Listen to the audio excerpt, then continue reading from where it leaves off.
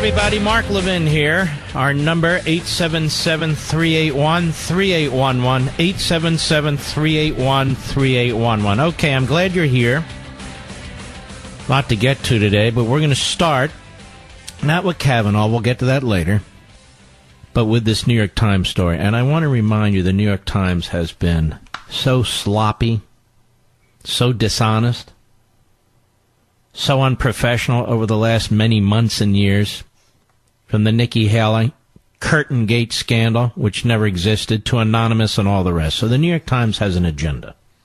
You must keep that in mind. Its reporters have an agenda. And I know the media hate when people like me call them out, but they are truly appalling. So let's begin this, you and I, like detectives, to figure out what's going on here, because I think a lot of people, including conservatives, have this upside down. New York Times, Rosenstein suggested he secretly record Trump and discuss 25th Amendment by Adam Goldman and Michael Schmidt. I'm no fan of either of them. The Deputy Attorney General, Rod Rosenstein, suggested last year that he secretly record President Trump in the White House to expose the chaos consuming the administration, and he discussed recruiting cabinet members to invoke the 25th Amendment to remove Mr. Trump from office for being unfit. Now, let me tell you what I hear. That sentence is inaccurate. Now, I don't know this. I wasn't in the meeting. I have not seen any memos. But it's my understanding that the 25th Amendment was not raised by Rosenstein, and that this issue of taping secretly the President of the United States was a response, a sarcastic response to McCabe. That Deputy FBI Director McCabe had such a hate on for Trump, he was demanding they open a broad investigation of President Trump. Now, more on this in a minute. Mr. Rosenstein made these suggestions in the spring of 2017 when Mr. Trump's firing of James Comey as FBI director plunged the White House into turmoil. This is the New York Times. These are so-called reporters. Over the ensuing days, the president divulged classified intelligence to Russians in the Oval Office, and revelations emerged that Mr. Trump had asked Mr. Comey to pledge loyalty and end an investigation into a senior aide. This is left-wing kook propaganda. This paragraph should be rejected and dismissed by all serious Americans. But it goes on. Mr. Rosenstein was just 2 weeks into his job. He had begun overseeing the Russia investigation and played a key role in the president's dismissal of Mr. Comey by writing a memo critical of his handling of the Hillary Clinton email investigation. But Mr. Rosenstein was caught off guard when Mr. Trump cited the memo in the firing, and he began telling people he feared he had been used. I don't doubt that for a second. But let's continue. Mr. Rosenstein made the remarks about secretly recording Mr. Trump and about the 25th Amendment. Again, that is at issue. In meetings and conversations with other Justice Department and FBI officials, there were apparently 7 individuals in this meeting, including McCabe, Lisa Page, and Rosenstein. And in Lisa Page's notes, just so you know, there's no reference to the 25th Amendment. None. I'll explain. Several people described the episodes insisting on anonymity to discuss internal deliberations, and this is, of course, the way the media worked today. The people were briefed either on the events themselves, so they were briefed on the events. They weren't firsthand. Or on memos written by FBI officials, including Andrew G. McCabe, then the acting bureau director, that documented Mr. Rosenstein's actions and comments. It's widely understood that this was leaked by the McCabe camp, and it's the McCabe memo, or was leaked by the special counsel's office, as they have the McCabe memo. And Mr. Weisberg, Andrew Weisberg, the deputy to Mr. Mueller, is a rabid leaker.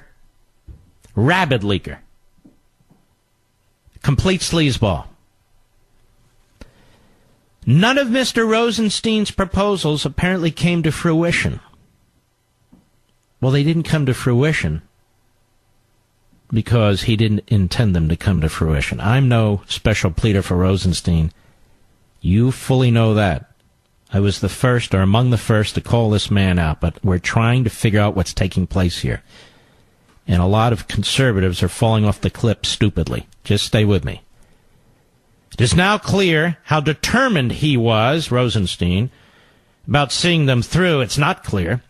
Though he did tell Mr. McCabe that he might be able to persuade Attorney General Jeff Sessions and John F. Kelly, then the Secretary of Homeland Security, and now the White House Chief of Staff, to mount an effort to invoke the 25th Amendment. The Justice Department, via Mr. Rosenstein, denies this 25th Amendment stuff completely. The extreme suggestions show how Mr. Rosenstein's, now listen to this, state of mind in the disorienting days that followed Mr. Comey's dismissal, sitting in on Mr. Trump's interviews with prospective FBI directors and facing attacks for his role in Comey's firing. Mr. Rosenstein had an up-close view of the tumult. Mr. Rosenstein appeared conflicted, regretful, and emotional, according to people who spoke with him at the time. Isn't that interesting? So it's an attack on Rosenstein. Out of the New York Times. Now, why would they do this? Use your detective's hat. Here we go. Mr. Rosenstein disputed this account. The New York Times' story is inaccurate and factually incorrect, he said in a statement. I will not further comment on a story based on anonymous sources who are obviously biased against the department and are advancing their own personal agenda. But let me be clear about this. Based on my personal dealings with the president, there is no basis to invoke the 25th Amendment. Justice Department spokeswoman also provided a statement from a person who was present when Mr. Rosenstein proposed wearing a wire. The person, who would not be named, acknowledged the remark, but said Mr. Rosenstein made it sarcastically. But according to others who described his comments, Mr. Rosenstein not only confirmed that he was serious about the idea, but also followed up by suggesting that FBI officials who were interviewing to be the Bureau's director could be secretly recording Mr. Trump. Mr. McCabe, who was later fired from the FBI, declined to comment. Now that is precious, but we'll go on. His memos have been turned over to the special counsel investigating whether Trump associates conspired with Russia's election interference. That's Mueller, according to a lawyer for Mr. McCabe. Said of those memos remained at the FBI at the time of his departure. In late January 2018, the lawyer, Michael Bromwich, said of his client, he has no knowledge of how any member of the media obtained those memos. Okay, so this was either leaked by McCabe and his people or by Mueller and his people, or like Weisberg. Now, what's going on here? Immediately, conservative commentators, TV, radio, have said Mr. Rosenstein must be fired by the President of the United States immediately. It certainly entered my mind. Did it enter your mind? He must be fired immediately. Now, ladies and gentlemen, why was this leaked? Why was this leaked now? Think it through. Why was this leaked? Why was this leaked now? In the meeting, the aggressor demanding a full-fledged criminal investigation against the President of the United States was not Rosenstein. It was McCabe. And anonymous sources tell me that it was McCabe whose temperature was rising in the meeting, who was insistent, the deputy FBI director. It was McCabe, after Comey was fired,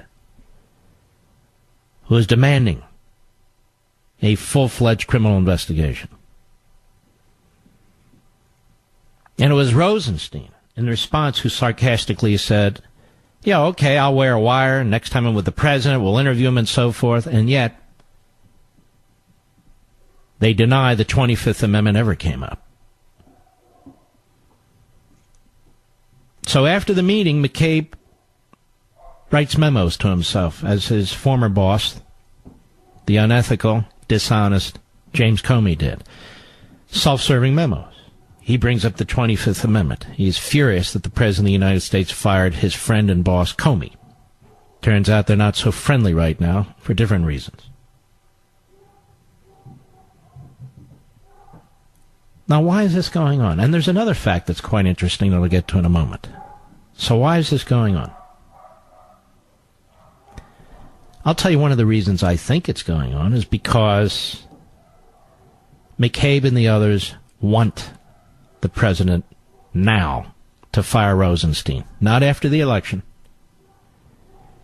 but now. And they think we are so stupid, we conservatives, that we will be pressing the president immediately based on McCabe's leaks or the leaks of his self-serving memo to the disgusting New York Times. They think we're going to take the bait. They think we're going to bite the hook and demand that the president immediately fire Rosenstein. After all, look what the New York Times says, which of course can't be trusted. Look what the McCabe memo says, which of course can't be trusted. So the president must fire Rosenstein immediately, you see. Immediately, especially before the primary, the midterm elections, which would ensure that you would elect 70 more Democrats and ensure the president's impeachment. This is how conniving these people are. Why didn't they leak this 5 months ago? Why didn't they leak this 10 months ago? They leaked it now, 45 days before the midterm elections. Because they know the President of the United States may well fire Sessions. He may well fire Rosenstein. He may well fire others. Hillary Clinton's even mentioned it. She's not particularly bright. But they want the president to fire Rosenstein now. To blow up the entire Kavanaugh hearings. To have Republicans running for the hills. Create complete chaos for the Republicans and among the Republicans in the midterm elections, even worse that currently exist. That's what's going on here. But I want to mention something else that isn't even on anybody else's radar. This also tells me why Rod Rosenstein appointed a special counsel. He should never have appointed a special counsel. He violated his own department rules. There was no criminal predicate, but he was being pressed by the deputy director of the FBI. Investigate criminal, investigate criminal, investigate criminal. And Rosenstein, being the coward that he is, he just decided, look, I don't want my fingerprints all over this stuff. I got the deputy director of the FBI pounding the hell out of me that there's a criminal pretext here. I don't know what it is. I got Schumer and the Democrats demanding that I appoint a special counsel. I've only been here a few weeks. You know what? I'll appoint a special counsel. I'll wash my hands. And that's what he did. And that's what he did. Now we know why he did it. This guy McCabe appears to have been at the middle of everything. With Strzok, with Page, with Comey, and with Rosenstein. I'll be right back. Mark Levin. Alert to the American media. The Hamas terrorists are rioting again on the Gaza. So you might want to get your anti-Semitic hate Jews propaganda already. In any event, the special counsel's office, Andrew Weissman, even has more of a reason to leak this information. They have absolutely nothing on the President of the United States. They're trying to push their agenda. They are there for one reason and one reason only, to write the report in hopes of impeaching the president with a Democrat Congress. So the special counsel's office, listen to me clearly on this. Forget about the others, just listen to me. would like nothing more than the President of the United States to fire Rosenstein, to claim that he is truly obstructing an investigation, trying to influence their investigation, and then write it up as effectively as in Watergate, a Saturday night massacre of sorts. In other words, it's a setup of the president. And some of the damn fools in the media who claim to be conservatives are falling for it. Hook, line, and sinker. The New York Times, why would the New York Times do this? The New York Times an ally of the President of the United States? Of course not. Of course not. Does the New York Times tell the truth? Ask Nikki Haley. Ask the survivors of the Holocaust.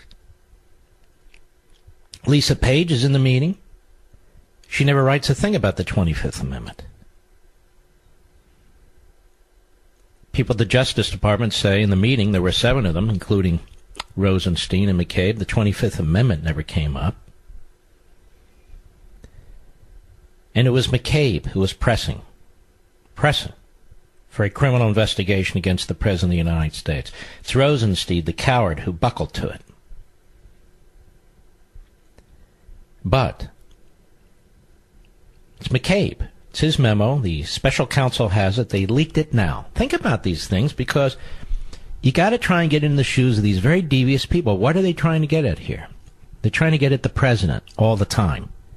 They're trying to destroy his administration all the time.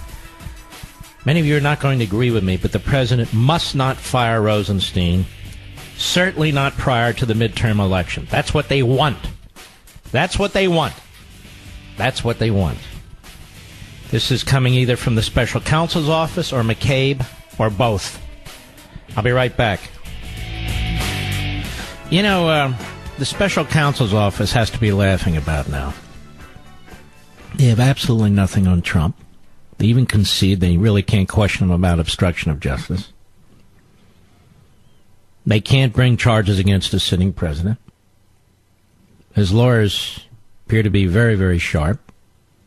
They're not going to let the special counsel manufacture a crime against the President of the United States through trickery and deception. And they're desperate. They are desperate.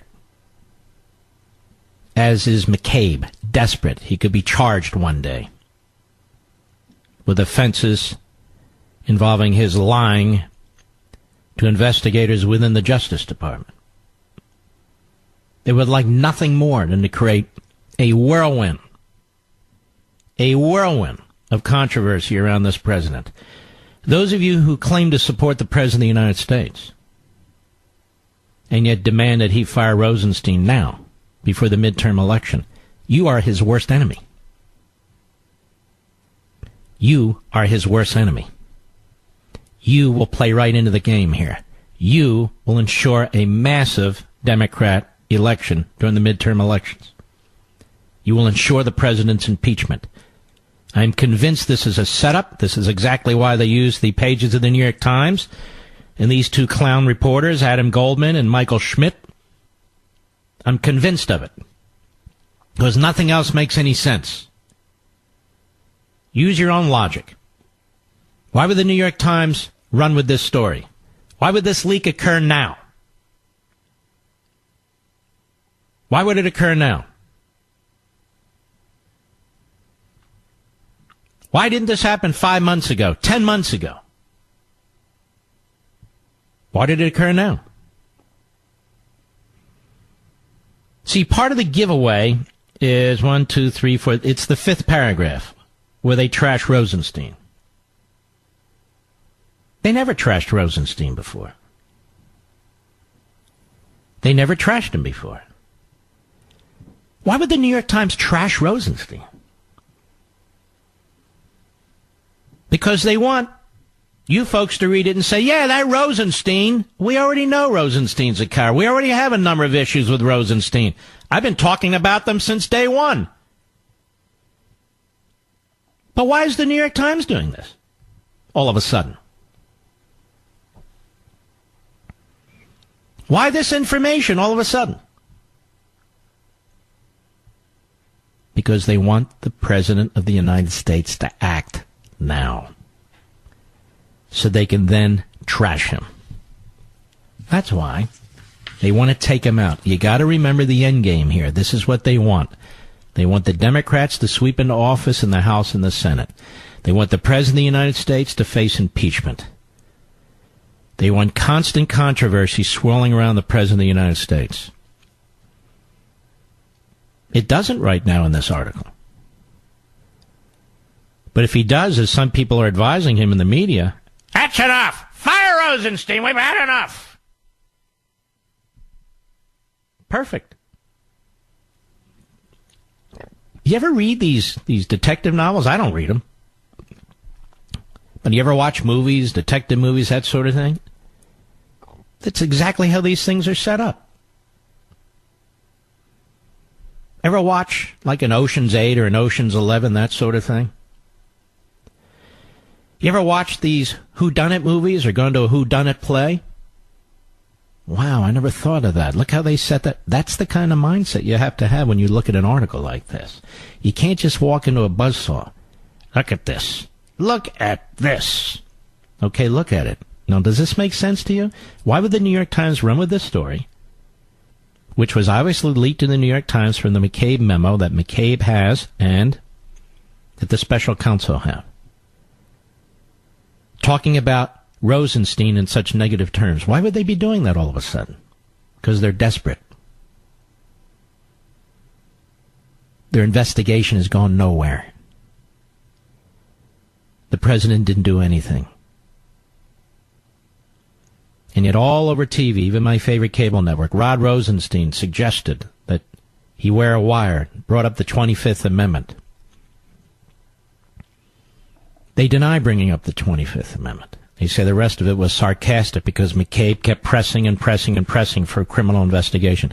McCabe right now, who's under criminal investigation for lying, is a desperate man. The special counsel, despite all the media building up the special counsel, oh my God, these guys, they're like 10-foot tall Vikings. No, they're not. They're little weasels. They're little weasels. They have nothing on this president. Nothing. Because he didn't do anything. So they want to get him on this quote-unquote process crime. Even though they can't charge him, they could write it up with a big headline and a report for impeachment. And we'll be on defense. We'll be on our heels. There'll be this massive blue wave election. The President of the United States will be charged by the House of Representatives. You notice how giddy the reporters are today? They're giddy about this. And look at Schumer. You might say, Schumer, President better not use this as a pretext to fire Rosenstein. When Schumer says something like that, why does he say that? They would be thrilled if the president would fire Rosenstein right now, right this minute. And they know that if Schumer says that, the president will be upset that Schumer's trying to tell him what to do. It's all a setup.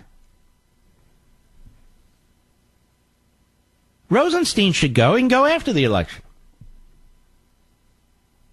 if that's what the president wants to do. The election's 45 days away. This is a complete setup. The New York Times, McCabe, and or the special counsel's office, the timing means everything. It's everything. I want you to think back and remember, President of the United States is elected. James Comey is hated by the left. Hated by the media. Hated by the Democrats in Congress. What does the president do? He fires Comey. Now Comey is loved by the left, the media, and the Democrats. And they use him to attack the President of the United States. They use his firing as a claim of obstruction of justice, as absurd as that is. They turned on a dime to turn the entire thing around. Comey was hated, now Comey's an angel.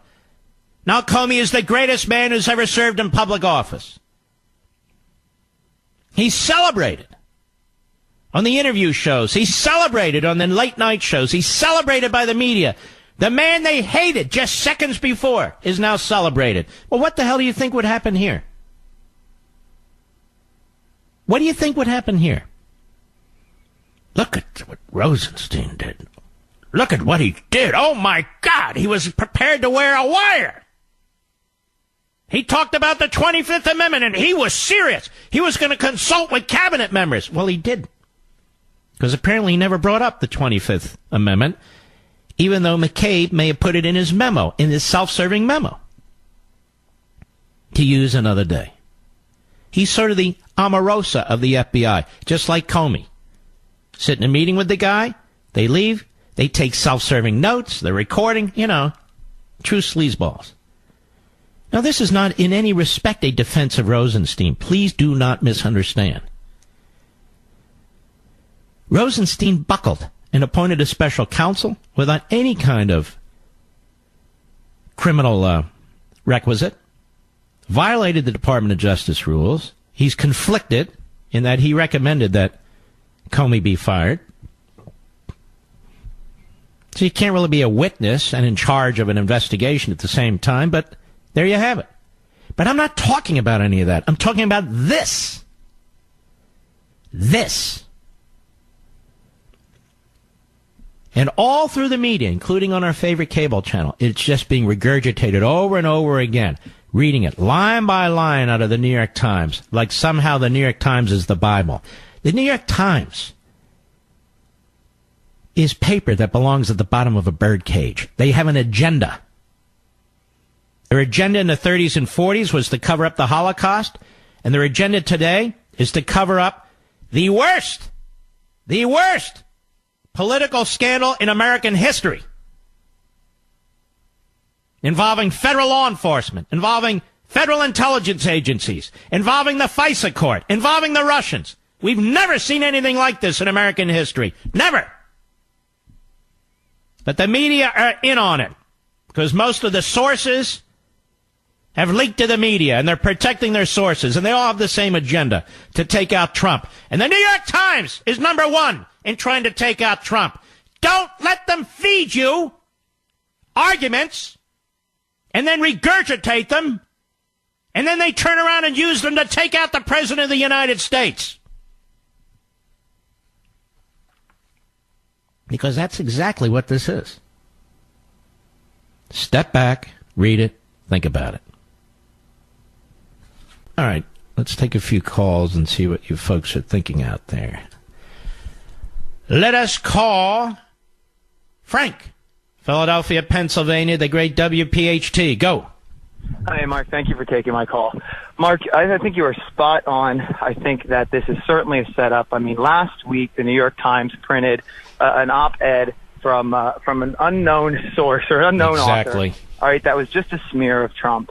And what really worries me is there is clearly collusion between the Democrat Party, the media establishment, social media as well. And I don't know if the Democrat Party's henchmen are the media, or if the media's henchmen are the Democrat Party. But what really scares me, Mark, is these people have power. And these people are in positions of influence. And I mean, the fact that they are playing these games that are so clearly a game is almost more frightening to me about that than it even is about them going after Trump. Because, look, Trump is going to come and go.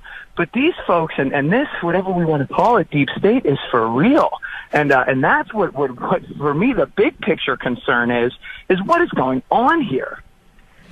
You know, what you've said so concisely is so right on.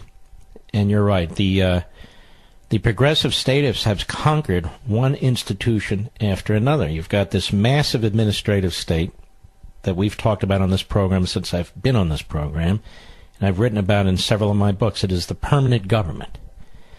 That's why we have this fight right now on the Supreme Court, which I'll get to next hour. They believe they have a right to a permanent control over the Supreme Court. So in the end, for the left, elections don't matter. You elect a president like Trump, you elect Republicans in the House and the Senate. As feckless as the House and Senate has been, they have no intention of handing the baton of governance over to conservatives or Republicans. They have no intention of doing it whatsoever. So they have built this administrative state. They have used the courts to nationalize numerous issues, to have the quote-unquote final say on political, social, and cultural issues. And this has taken 100 years to get here. And this is why I talk about a Convention of States in Article 5, because honestly, Frank, I don't know what else to do about it. They are implementing a permanent, like you say, bureaucracy. And without the Convention of the States, I mean, look what they are doing to somebody like Judge Kavanaugh, who in a heartbeat, and I know I'm getting ahead of you, but in a heartbeat had 65 females who knew him well enough to put their names on a piece of paper to say, no way, this guy. We also have the Democrat Party, and I don't want to get too far afield, but look what Keith Ellison, the number 2, what he's doing, and everybody knows it. And by the way, did you see the poll among Democrats in Minnesota who said only 5% said they cared? And that doesn't surprise me. It doesn't surprise me, especially among the left, because to them, morality there is no objective morality. What's wrong? See, Keith Ellison is the right kind of abuser. What do you do? What do you do? What do you do in your life? What do you do? So, Mark, I talked to you about 2 years ago, and I was a school principal, and you told me not to give my name because there's not many of us. I'm actually a teacher. I left the administration and went back to the classroom. Well, you're terrific, and your students are very lucky. I could tell you're a pretty sharp dude. Thanks, Mark. I try, man. I'm just, you know what? I'm concerned about the country, and that really is my deep concern. And I see what's going on, and I see how we, the people, have really been marginalized by this permanent state. And I'm grateful for Trump. I hope Trump doesn't fall. And you know what? And as far as Trump goes, it is so important that we have an individual in the White House right now who's trying to shake this up. And this is why he's under attack. He's trying to shake it up. And in trying to shake it up, he's doing so many things that principled conservatives should be embracing. You don't have to embrace everything, but he's doing so many things, many more things than a Jeb Bush would have done or Kasich would have done or that whole list of candidates. And we really should be celebrating his efforts. Instead, he's fighting these people on the left. He's fighting a rearguard action against never-Trumpers. He is under assault by the criminal system for absolutely no reason. It's just really rather shocking. Frank, I want to thank you for your call, and I wish you the best. Oh, what a teacher, huh? John, Baltimore, Maryland, XM Satellite. Go. Hey, Mark. It's great to talk to you again, brother. Thank you, John. Mark, I've been in law enforcement for 15 years, and I think all this is BS, smoke and mirrors. This New York Times story about Rosenstein wearing a wire is BS. The leaking thing is BS. It's kind of like Kane's mutiny. They want Trump to think that his own people are attacking him, that his own people are after him. They want him to fire Jeff Sessions. They want him to fire Rosenstein. They would love it, just like you said. But if he doesn't take the bait and he stays strong, I think he's going to be able to survive this. And here's the thing, John. There can be a time to remove these people and put in whomever he wants. But they want him to do it now. They want him to do it now so they can take him down. It's a complete setup. I know exactly what's going on here. So do you. So does Frank. All right, John, thanks for your call, man. Be safe out there. Frank, a police officer. We'll be right back. Hello, everybody. Mark Levin here. Our number, 877-381-3811. 877-381-3811. Well, the Republicans on the Senate Judiciary Committee have offered the accuser, Dr. Ford, a Wednesday hearing. She would be questioned by a female attorney, and she would go first. They said no, her lawyers. The hearing has to be Thursday. The senators have to question, and Kavanaugh goes first.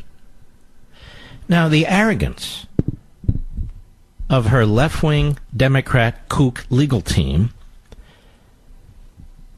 is really quite remarkable, is it not? Have you ever heard of a witness or witnesses dictating the nature of a hearing, the date, who gets to question whom, and who goes first?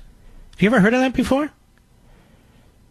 Now, she waited in the wings, having talked to the Washington Post, her congresswoman, Senator Feinstein. She's the one who held back, and now, having said she didn't want to go public, having said first she wants an FBI investigation, then says some kind of a formal investigation, refusing to testify last week, refusing to testify this Monday, so the Republicans say, okay, whoa. We'll let you testify, despite all this. Despite all this. Wednesday, we're going to have a female attorney question, and you're going to have to go first. You're the accuser. That's the way it works. The plaintiff goes first. Now, if it were the other way around, what exactly is the purpose of Brett Kavanaugh testifying if his accuser doesn't even go first? This whole thing is sickening. And apparently she has until, what is it, Rich, midnight tonight?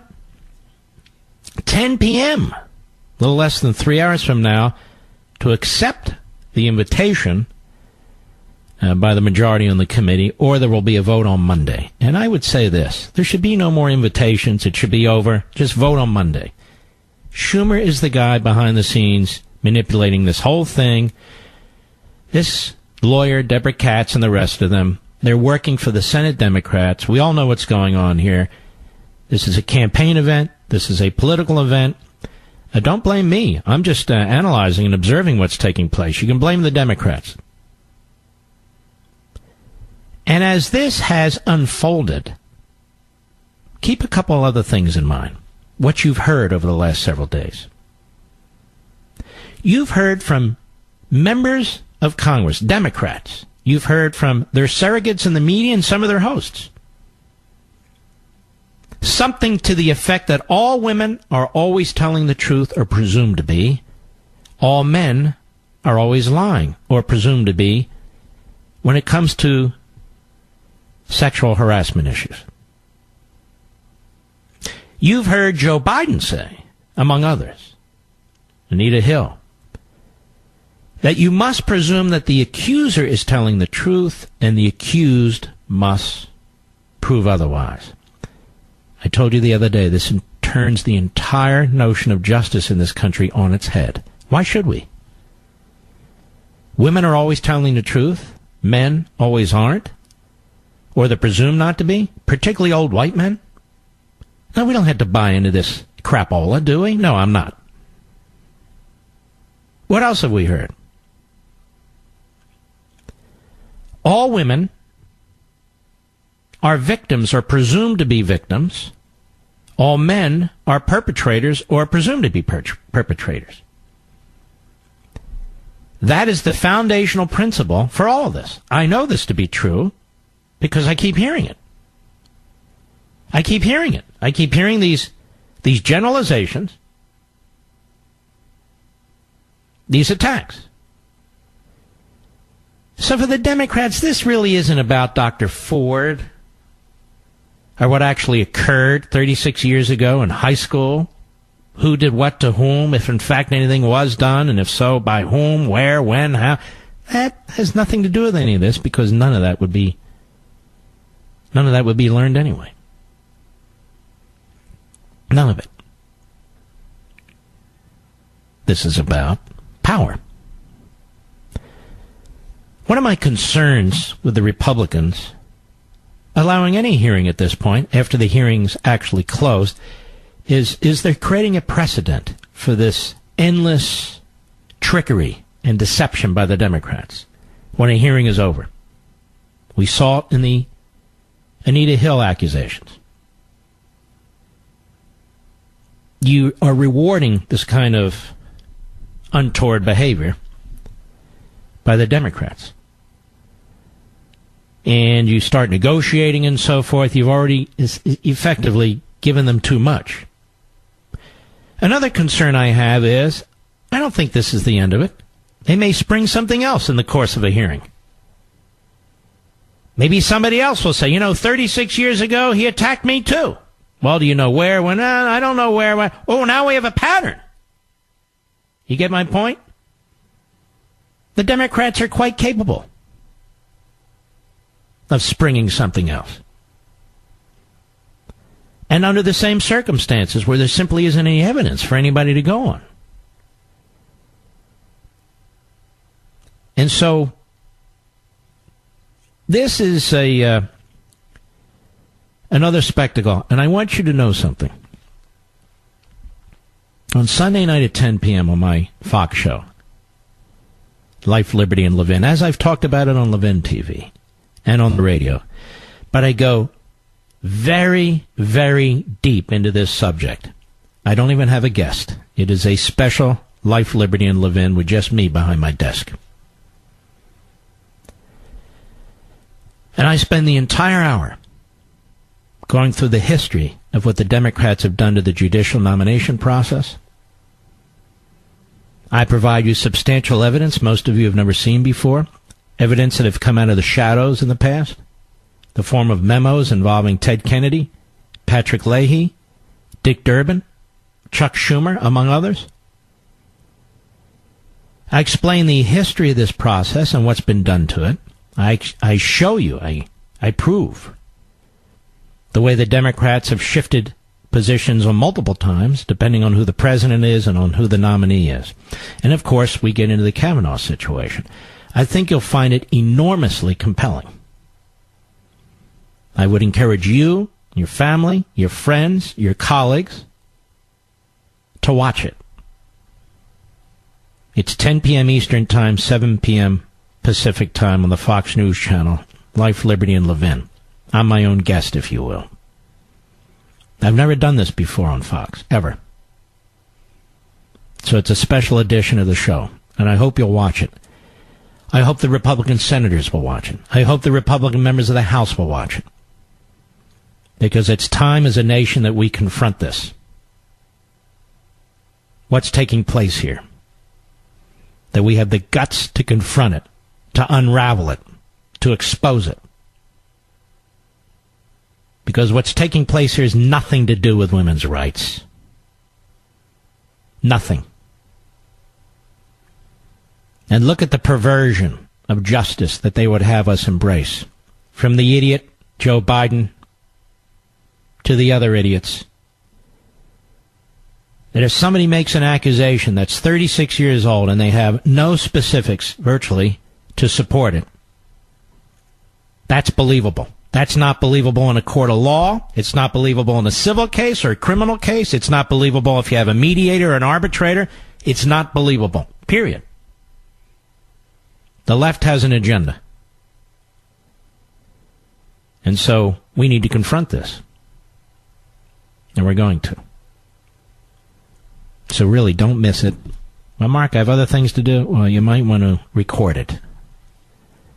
I'll be right back. All over TV. All over TV. This may be the tipping point for the president, you know. Now he may really bring the hammer down on Rosenstein and fire him. Fire him now.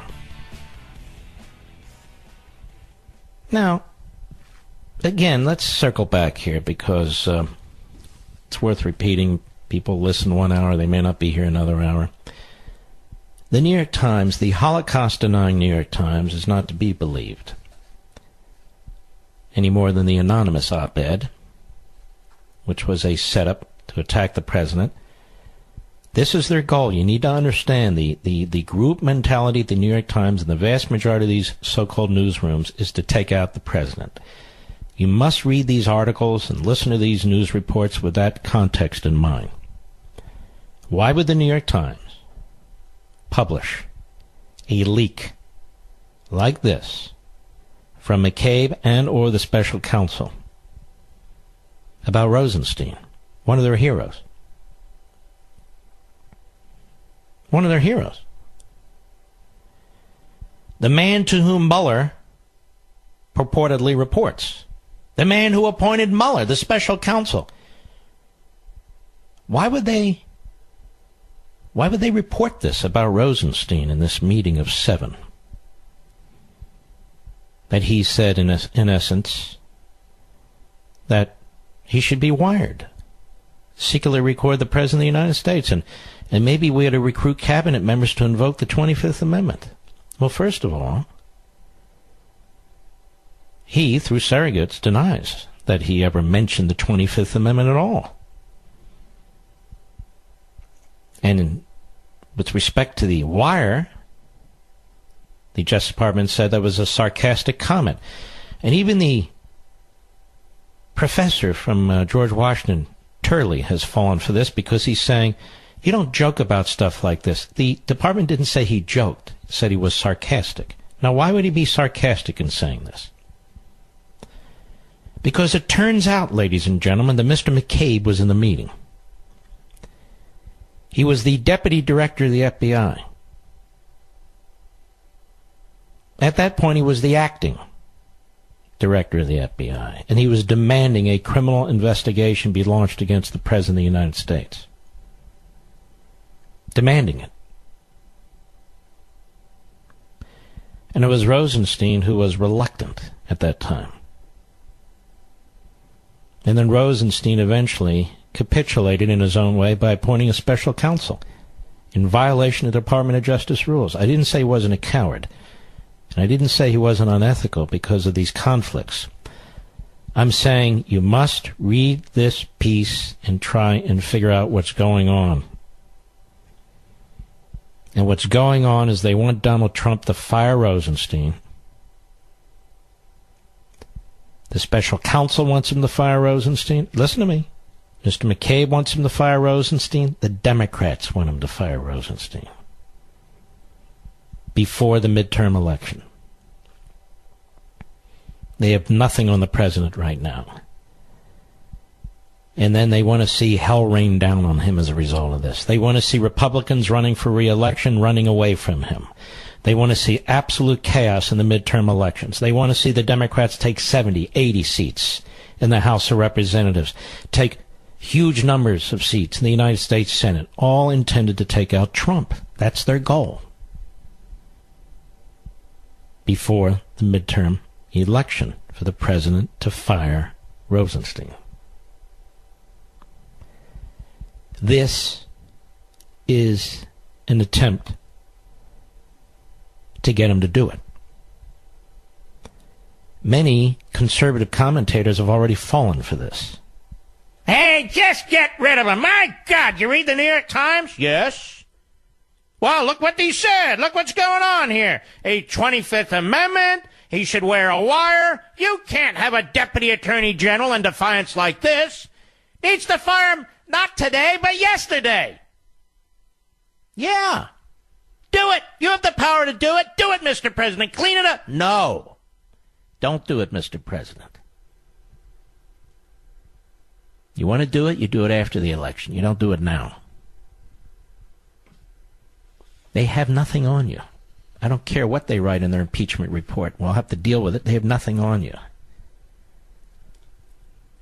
This is a setup. The special counsel's office, Andy Weissman in particular, the hack deputy there, wants the president to fire Mueller's boss. Not because they have anything particularly to complain about, but they have nothing on the president, and they want to accuse him of obstruction. They want to see a Saturday Night Massacre scenario. They want constant references to Watergate. They want all that. They want it for the next 45 days in the lead up to the election. They want the Democrat base all fired up. They want the media all fired up, all engines going, all cylinders, maximum speed. That's what they want. This isn't even about Rosenstein. That's my point. It's about Trump. That's why the New York Times is doing this. They're not doing it because they dislike Rosenstein. They have loved Rosenstein up to this point. They've defended Rosenstein. They've defended the Department of Justice. They've defended the FBI. And why shouldn't they? That's all their sources. But this one's different. When you see, ladies and gentlemen, when you see a stampede in one direction you better stop and pay attention to what's going on here. It's like investing. Everybody's moving that way. You probably should move another way. So we have a stampede now, with the liberals goading the president, Schumer, today. He better not fire Rosenstein. He better not. Meaning, he better fire Rosenstein. That'll sure as hell help us. And then you have people on our side who haven't really thought this through very well. They're knee-jerk. They're knee-jerk. The Kavanaugh case and this case really have a lot in common when you think about it. They're all about politics. They're all about getting Trump. They're all about advancing the power of the left. I don't need lectures from Kirsten Gillibrand about women. I have a mother. I have a wife. I have a daughter. I have a granddaughter. I have a stepdaughter. I have a mother-in-law. Plenty of women in my life to talk to. She's not one of them. She's a left-wing, hateful hack who had no problem walking hand in hand with Bill Clinton as recently as 2 years ago when he was raising money for her. We don't need lectures from Democrats about women. When Ted Kennedy led that party for decades. We don't need lectures from Democrats about women, given what took place in the Oval Office under John Kennedy, Lyndon Johnson, and Bill Clinton. We don't need lectures from Democrats about women who ignored Juanita Broderick and Paula Jones and Kathleen Willey, but worse, trashed them, and then nominated the woman who helped trash them, the sexual predator's wife, Hillary Clinton. Now, we don't need lectures from these people. I'll be right back. Mark Levin, the conscience of conservatism. Call Mark now at 877-381-3811. If you've been watching, and you have, I know, what's been going on with the Kavanaugh situation, I think you'll agree that it's a prime example of how some in the Senate abuse their power. Frankly, make a joke out of Congress in general. You notice when you debate an issue with a leftist, and I watch this on these TV shows all the time, they don't want to stay on point. They don't want to stay on the subject. You want to talk about Dr. Ford, the accuser, they want to talk about Anita Hill. You want to talk about Anita Hill, then they want to talk about sexual harassment generally. You want to talk about sexual harassment generally, then they want to talk about what took place in 1923. Because this is what they do. This is what they do. They don't really want to be pinned down. They don't really want to be pinned down. And listen to the horrific things they have said about men, about white men, about old white men. Listen to the idiotic things they've said about women. Women apparently don't lie. All of them. All of them. Is that how our criminal justice works? Is that how our civil justice system works? You show up in court, oh, you're a woman, okay. And you're a man. Well, we reverse this now. So rather than proving your case, plaintiff, woman, it's the defendant male who has to prove that your allegation is false. Is that what happens? Is that not stupid? Then why the hell should it happen in the Senate Judiciary Committee that way? Why do we listen to these knuckleheads, these Democrats, who are nothing but bottom feeders in the United States Congress, who truly do try to turn group against group, whether it's skin color, whether it's gender, whether it's income, whatever the hell it is. And now they're prepared to impeach Kavanaugh after the fact? Man hasn't even had a vote. What are you rushing for? Rushing for to actually have a vote on the hearing. What are you rushing for an impeachment, for God's sakes? I am telling you, I'm not hawking this just to hawk it. I am telling you, please watch my Sunday show this Sunday. Please. On Life, Liberty, and Levin. 10 p.m. Eastern, 7 p.m. Pacific. I cover this from soup to nuts, and nuts to nuts, by the way. And I hope you're watching Levin TV, where we're having a hell of a good time and explaining so much. And, of course, our radio program here. Here's Katie Tur, a nobody, an MSNBC host. And may I say, because apparently this is what you need to say, she's white. but she purports to be a woman. Now, I don't know what she is self-identified as. Cut one, go. It's pretty, if this is true, if the White House sees this as credible in any way, this is bad news, I imagine, for Rod Now, let's Rosenstein. stop. This is the New York Times piece. But you know what? That's why I'm saying they're interchangeable. Go ahead. For his tenure, I imagine the president would want to get rid of him. He already does want to get rid of him. But this would give him justification for doing so. Yeah, it would. Yeah, it would. So MSNBC wants Trump to fire Rosenstein. The New York Times wants Trump to fire Rosenstein. Think it through. That's what they want. Douglas Brinkley on CNN, a partisan historian. Cut two, go. And the really stunning revelation, which seems to me to be sourced, that he was considering wearing a wire to essentially go in and secretly tape the president of the United States. Usually the Justice Department or FBI will do that with mafia kingpins or drug dealers. And here he was on the verge of doing it with They actually Donald Trump. did it in the Trump campaign, or may have. Go ahead. The net effect of all this is to kind of play into Trump's narrative that there's a deep state, people are out to get me, the witch hunt of the Mueller investigation. Which leads to the conclusion, of course, from the New York Times piece, to fire Rosenstein. Right? Now, we also have this miscreant, Michael Cohen, who's pled guilty to felonies, who will lose his law license. And now he is built up by the media and the left as a very noble man. Just ask Lanny Davis. Now, Michael Cohen is to be believed, even though he's a felon, even though he will be disbarred, even though he violated attorney-client privilege and confidentiality. And all of you who have seen lawyers and talked to lawyers, that's what you want from a lawyer, isn't it? Now that he's speaking like a stuck pig, no doubt self-serving. He's out there now, you see, and he's the linchpin. All of a sudden, we now have our Russia collusion guy. He's gonna link it all together.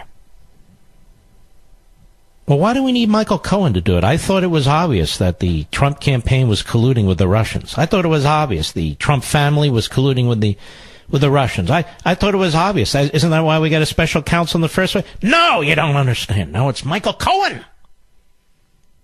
Mr. Taxicab Battalion guy. He's got the goods on Trump. Him. I thought it was Gates. No. I thought it was Papadopoulos. No. I thought it was Manafort. No. It's Cohen. He knows. Mr. Fix-It.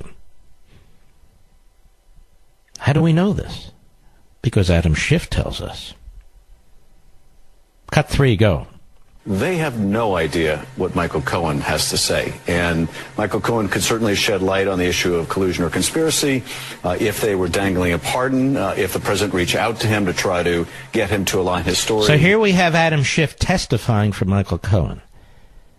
Adam Schiff is very excited. He's wetting himself because he believes he's going to be the chairman of the House Intelligence Committee, and he's raring to go.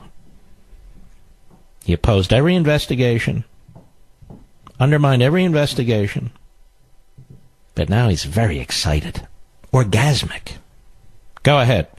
On either the hush money payments or something else. He may have evidence of witness tampering or obstruction of justice. Listen to this. Listen to this guy. Just blurting things out. And, of course, this is for CNN. This is real news. It's nothing but gossip, nothing but propaganda. But it's treated as news. Go ahead. And then again, Michael Cohen may have to say, look, I can't help you on this, but I can tell you about something else that you're not aware of that you should be aware of. Mm-hmm. And there's 10 years of that Michael Cohen could share with the special counsel. Bob Mueller may choose to farm that out to the state of New York or the Southern District of New York or anywhere else. But Michael Cohen is in a position to offer a great deal to special counsel. So Michael Cohen is the new James Comey, you see. They hated him. They trashed him. Now they love him. Man of nobility and integrity. And he might do this, and he might do that, and he might do that, and he might do this, and he might do this. Adam Schiff, you are the biggest lowlife of lowlives in politics. You really are. And there are so many. But you, pal, you're the lowest snake in the bunch. The lowest snake in the bunch. He just is. And we bounce back and forth because these are overlapping. This is the case with the Senate Judiciary Committee and this other stuff is a part of the government and certainly a political party that has gone rogue. That has gone rogue. That has gone Soviet. So we move from that to a montage of Democrats about Brett Kavanaugh and his accuser. And hat tip to Grabian for putting this together. Kirsten Gillibrand, Tammy Duckworth, Chuck Schumer, Gillibrand again, Kamala Harris, Mazie Hirono, Richard Blumenthal, Adam Schiff, Simone Sanders, Gillibrand. Go ahead. I believe Dr. Blasey Ford because she's telling the truth. And you know it by her story. I believe her because she's telling the truth. This idiot, Gillibrand, actually believes there are enough idiot Democrats to nominate her for President of the United States. I believe her because she's telling the truth. What kind of a fool is this? Go ahead. Denies being at the party to begin with and says his accuser might have mistaken him for someone else. What's your reaction to that? Well, I've heard, many predators say and refute allegations against them. Oh, so Tammy Duckworth has concluded he's a predator. I've heard many predators say things like that. And because Tammy's a woman and Kirsten's a woman, they're allowed to say these things. And you're not allowed to criticize them, which, of course, I do. Because remember, if you take anything away from all this, all women are telling the truth. All are presumed to be telling the truth. All men are lying or presumed to be lying. All women are victims or presumed to be victims, and all men are perpetrators or presumed to be perpetrators. It's not a matter of taking individual cases. Due process is out the window. Objectivity is out the window. You're hearing it right here. Go ahead. Professor Ford. I think she's credible, and I think when the investigation is finished and when she testifies and Judge Kavanaugh testifies, I think a majority of senators will find her credible. What does that mean? What does that mean? Chuck Schumer thinks she's credible. Well, then I guess she must be credible. But Chuck Schumer is orchestrating this entire thing, as he has in the past, as I will prove on Sunday. Go ahead. Husband, this is the trauma she's been dealing with her whole life. She doesn't want to be in a bedroom that doesn't have two doors. Wow, how does Gillibrand know all this? Anybody know? I don't believe this was in the media. Why? Because they're conspiring, that's why. They're collaborating, they're sharing information. Go ahead. Going to be about listening to what each party has to say, but I believe her. This is Kamala Harris. We're going to listen to what each party has to say, but I believe her. God forbid if any of these people were ever on a jury. God forbid if they were ever judges. Go ahead. Well, I could tell you it really does have a ring of truth to it. I am skeptical of polygraphs, but for those who believe them, she has passed a polygraph Now, test. what does that mean? Durbin? Means nothing. But he wants to believe, so he'll believe. Mazie Hirono, who has been a standout idiot in this whole thing, Democrat, Hawaii, go. I believe Dr. Ford, as I refer to her, because she makes a very credible case. I believe Dr. Ford as I refer to her. Well, how is she supposed to refer to her? That's her name. But she makes out a very credible case. What case? Where did this happen? I don't know. When exactly did it happen? I don't know. How did you get there? I don't know. How'd you get home? I don't really know. Who'd you discuss this with? Nobody. Well, it says here you discussed it with your therapist, but I did. But you don't mention Kavanaugh in there. Well, that's who I meant. Why'd you come so late to the committee? Why did you go to the Washington Post first and foremost? I mean, she makes out a credible case, ladies and gentlemen, because Maisie is an idiot.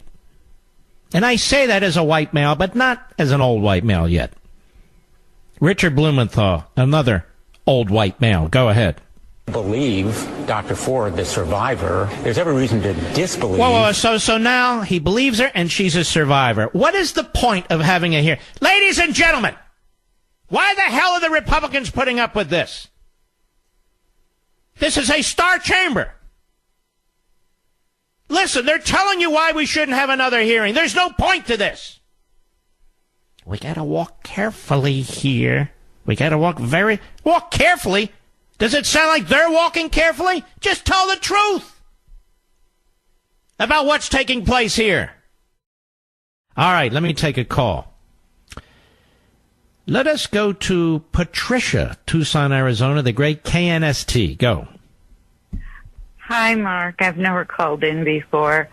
I'm a retired person, so I have a lot of time to follow this very closely. Yeah. And you really struck a note with me tonight when you talked about your theory that they want Trump to fire Rosenstein.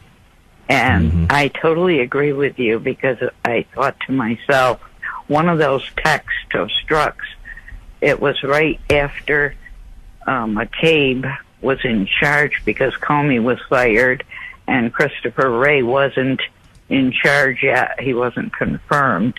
And one of the texts said, we've got to do this while Andy is still in charge. Wow, that is a great point. Well, I thought it would corroborate your theory, because I think I was one of those people that was so annoyed with Rosenstein, thinking, I don't know why he hasn't fired him already. But I really agree with your point. And by the way, I'm not saying he shouldn't, just not now. Exactly, not till after the election. Well, let me tell you something. You're very, very sharp. You did put it together. And I want to thank you for your call very, very much. We have a powerful hour left. It's the last hour of the week, so you'll want to stick with us. And I'll be right back.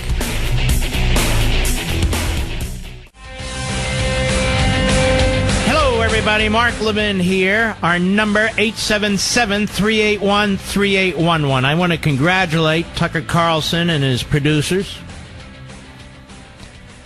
As you know, in the first hour of this program, I explained what I thought was happening with the New York Times, and he repeated it almost word for word at 8 p.m. tonight. So at least we're on the same sheet of music here. This happens to this show all the time, just so you know. It's no brag, it's just fact. You can check it yourself. Listen to my first hour and then listen to that.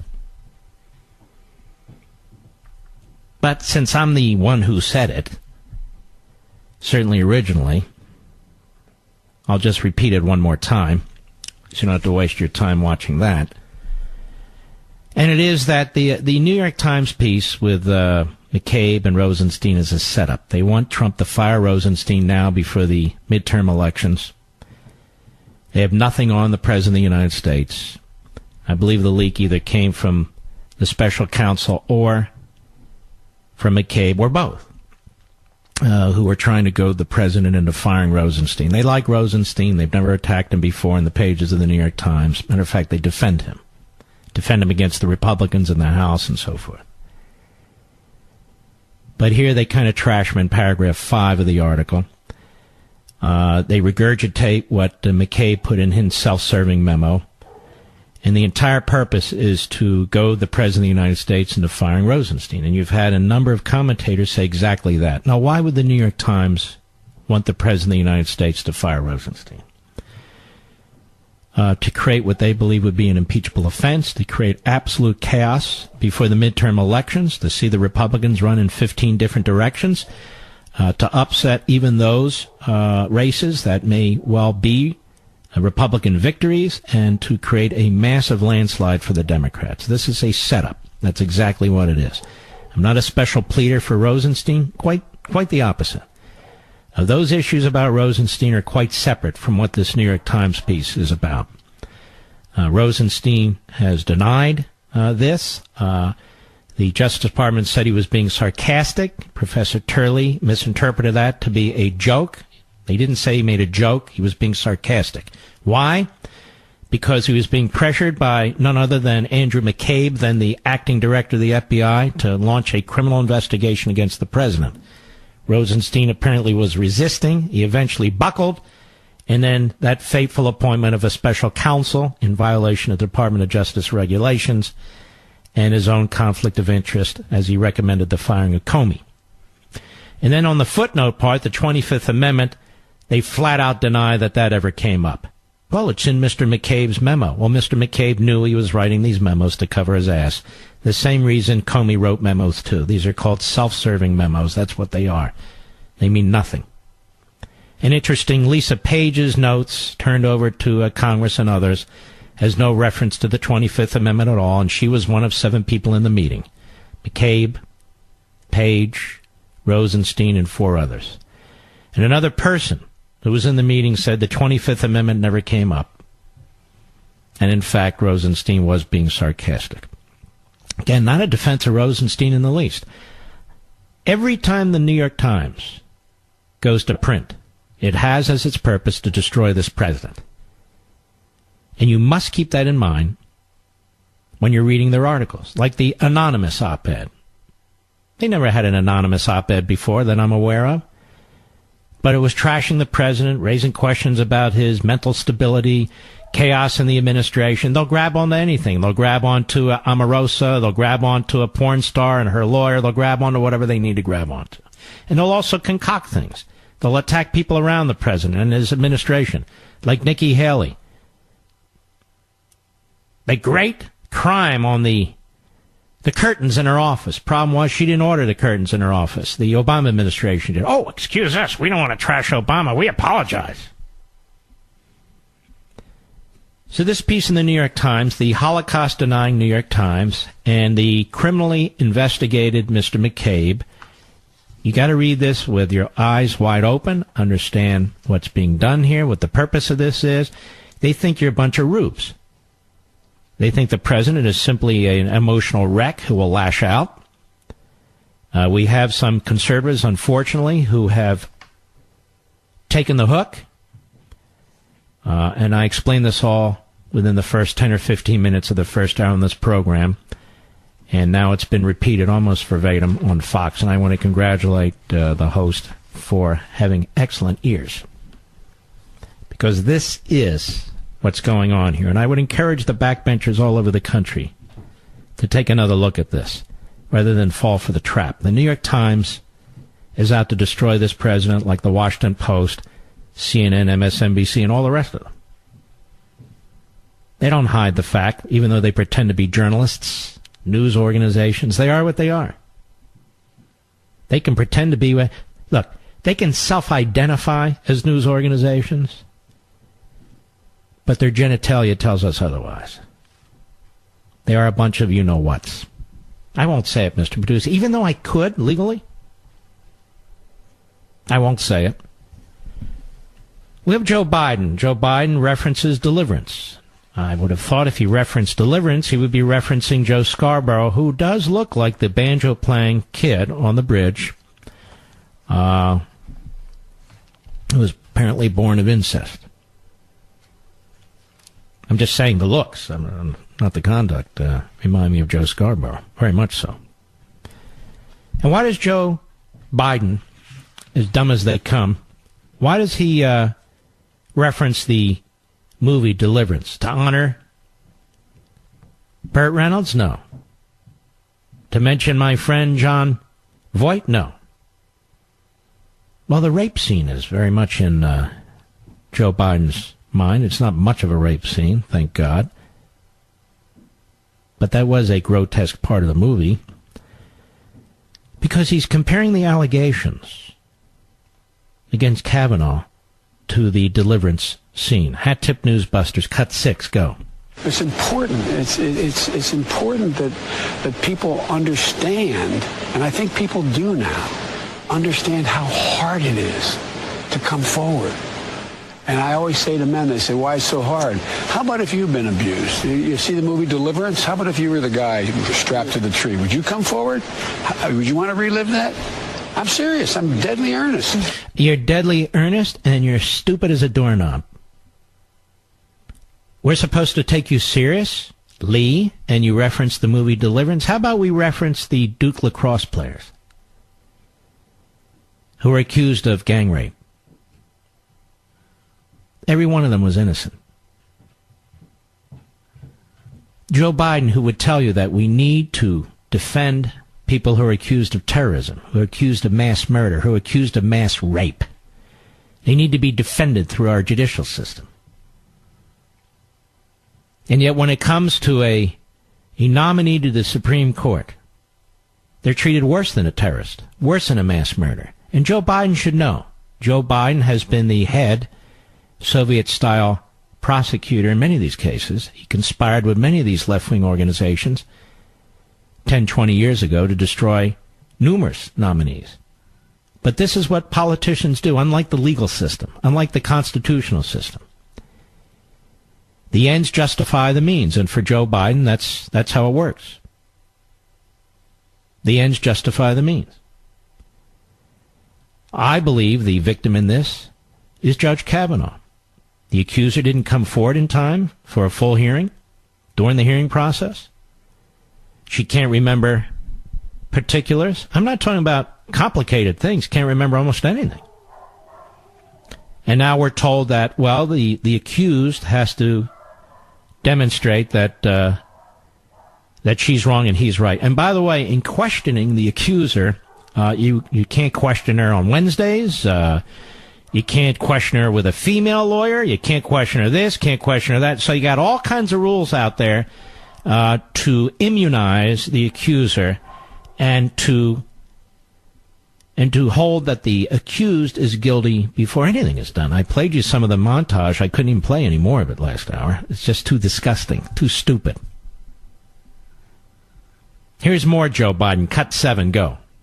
I think they should do an FBI investigation. We did that for Anita Hill. It took 2 days, number one. And number two, most importantly, Anita Hill was vilified when she came forward by a lot of my colleagues. Anita Hill was not vilified. Anita Hill was questioned. I question her to this day, as do many, many people. I also recall that at one point during her allegations, they took a poll nationwide, and the majority of the American people didn't believe her either. Anita Hill wasn't vilified. Anita Hill became famous. She's now a professor at Brandeis University. She wasn't brave. And I get into this a little bit on Sunday, too. Because they rewrite history. That's what the left do. They rewrite history. So now we have this magnificent Associate Justice of the Supreme Court. Honestly, I think the best. And now we're supposed to believe Anita Hill. Why? Because Joe Biden is rewriting history, because Gillibrand, and all the rest of them. The Democrats in the Senate, not all, but the vast majority, are miscreants. They've destroyed the judicial review process. They know who they are, and I know who they are, so we all ought to know who they are. Go ahead.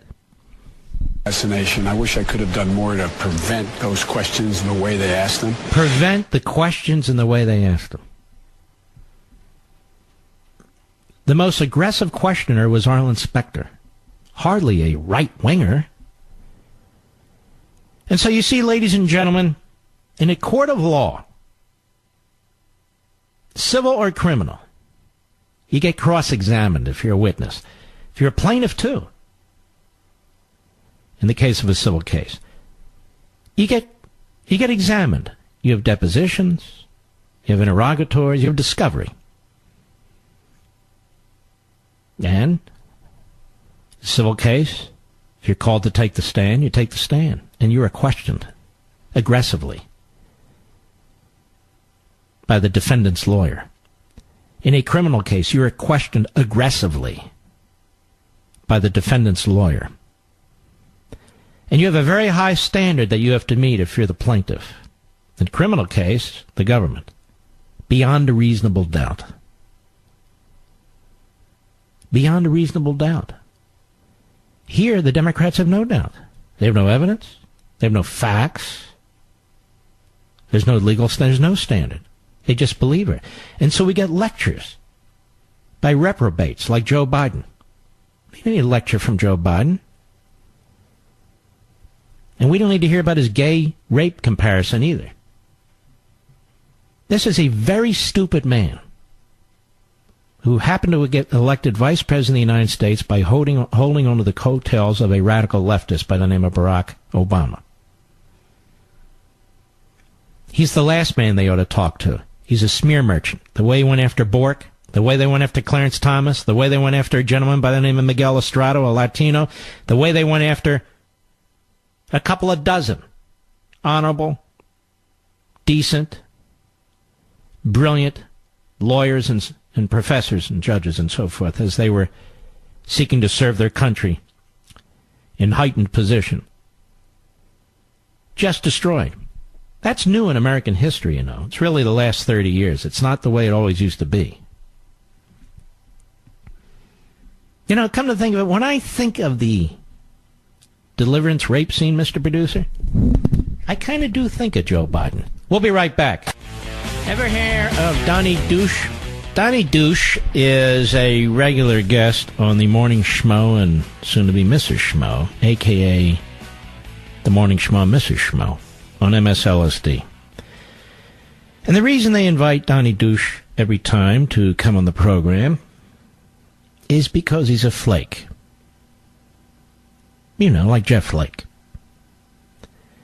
And Donnie Douche is on there to say the most outrageous things he possibly can. He's an old white guy, by the way. Just thought I'd mention that. And he self-identifies as a male, but who knows? So here's Donnie Douche on the Morning Schmo show today. Hat tip, Breitbart, cut 10, go. And the only move for the Republicans at this point, because basically you're seeing on display a metaphor of like what this party is, and just basically just ignorant white men. And you just ignorant white men. All you females who are Republicans, you are obviously ignorant white men. Metaphorically, not literally, I would love to smack this guy around. You know what I mean, Mr. Producer? Verbally, of course, verbally. A slobbering buffoon. Go ahead. What would a move be like? What would they seem like if all of a sudden they stepped forward, any leaders there, and said, you know what, this is at the very least a stain we can't deal with, and particularly and just say this is not the right thing and we need to move on? And wouldn't that send a signal to women? I know I'm living in dreamland, but I don't know what the other play is for them. It's not a play, you moron. I'm sure this guy's lived a very morally straight life. Doesn't he sound like it? Like so many of the others in the media, so many other the hosts. Whatever happened to Mark Halperin anyway? Where's Matt Lauer? Charlie Rose? Too many to name, actually. So this guy, Donnie Douche, is really another reprobate, attacking all white men. You know, white men, the only group of people in this country who can be talked about this way. And often by white men. So now you're supposed to be ashamed if you're a white man. And I guess your children should be ashamed too. And your grandchildren should be ashamed too. You see how far the civil rights movement has come? You see how far the left has come? The left, the Democrats, have always used race. Whether it's slavery and segregation, now whether it's old white men, they are a truly dishonorable and unconscionable lot. And yet, we actually have so-called news organizations that give voice to this. Donnie Douche wouldn't be a guest if we had a serious news media in this country, Jake Tapper. The golden age of journalism. We don't need a free press for morons like this. There are morons like this in every country, particularly totalitarian countries. If Donnie Douche wasn't on MSNBC, he'd probably be on a street corner in a raincoat, screaming out at the top of his lungs. Or maybe he's into the movie Deliverance, too. Maybe he likes the rape scene, like the Vice President of the United States. You never know. We have a United States Senator from Rhode Island. He's a former prosecutor. He's a trust fund baby. That's just why he speaks like Porky the Pig and Daffy Duck. I read to you yesterday the piece by a professor, maybe it was the day before, from the University of Alabama School of Law, who was trying to tell the left, the Democrats, the media, how to impeach Kavanaugh should he be confirmed. Well, this mantle was picked up by Sheldon Whitehouse, or as we like to call him, Shelley. Picked up by Shelley Whitehouse, and I'll tell you what Shelley had to say when we return. In a world of pathetic liberal potholes, he's a truck full of hot constitutional asphalt. Mark Levin. Call him now at 877-381-3811. Where are all these Democrat women when Juanita Broderick came forward? Where are all these Democrat women when Paula Jones brought a lawsuit? Where are all these Democrat women when Kathleen Willey came forward? Where were they? These people are liars. They're frauds on the left. All these standards. They didn't say they're to be believed. They went out to destroy them. I don't remember Joe Biden talking about deliverance back then, even though he obviously harbored some dreams about the rape scene. I don't remember all this talk about old white men, or men period. I don't remember this talk about Bill Clinton having to prove his innocence, because it's guilty until proven innocent. Do any of you remember any of that? How about Mary Jo Kopechne? The worst situation of them all. Did they really want to know what Ted Kennedy did? Of course not. They embraced Ted Kennedy. McCain embraced Ted Kennedy. Biden. Durbin. Schumer. The Kennedys were known as women abusers. The old man, Joe Sr., John Kennedy, Robert Kennedy, God rest their souls. Seriously. Ted Kennedy.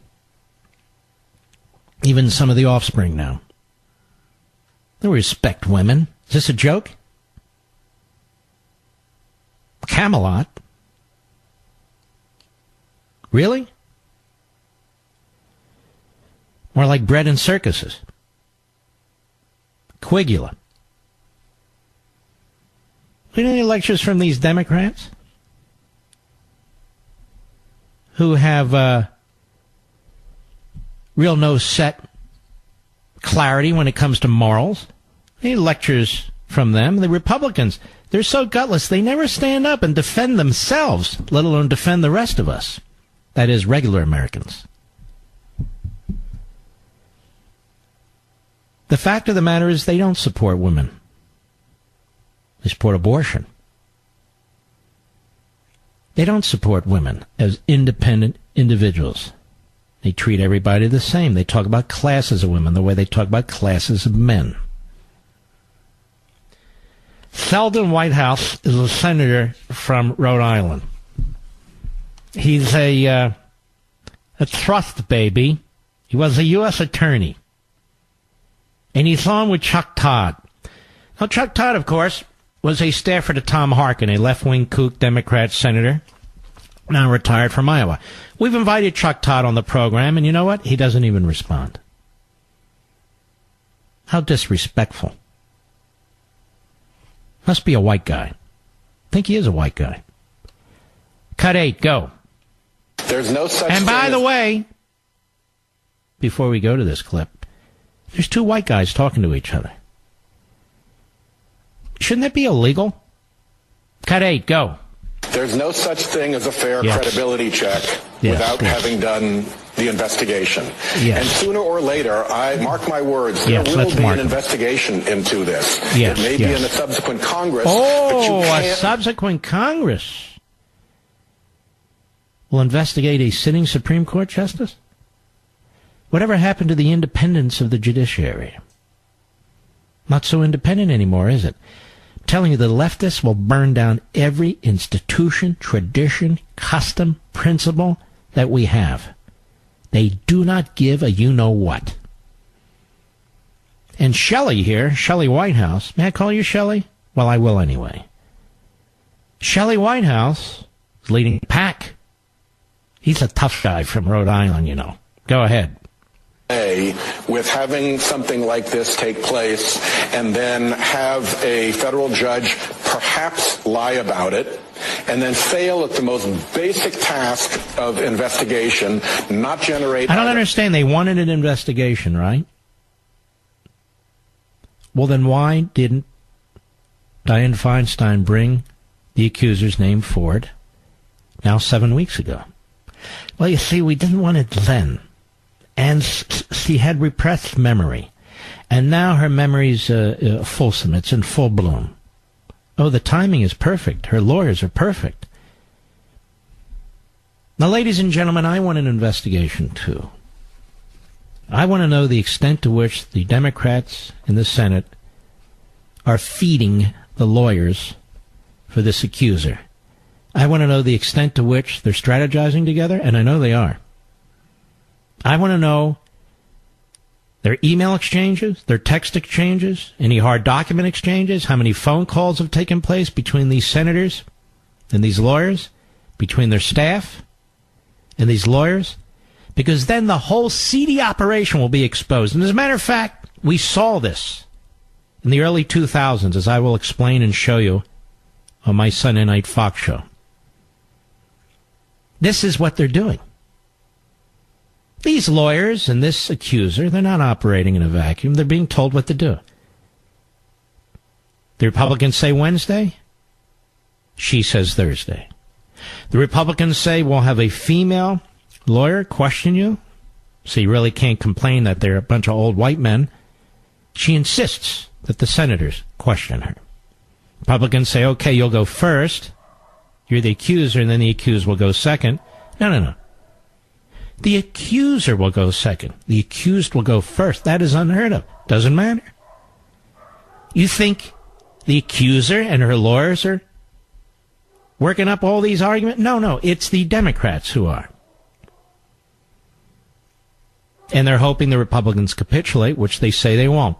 In another hour or so, if the lawyers haven't accepted the so-called terms, like there's a negotiation going on from the committee and the accuser, and then they will vote on Monday. I'm not so sure she won't accept. We'll see.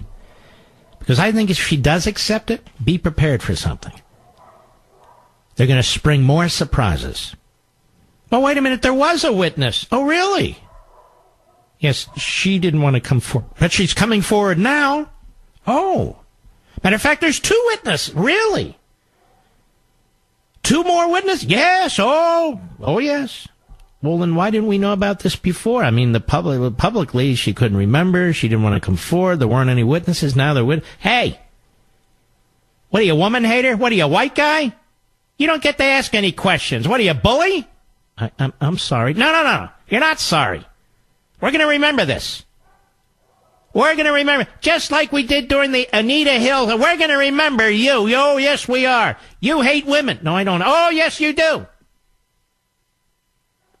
Donnie Douche says you do. And Shelley Whitehouse, he says so too. So it must be true.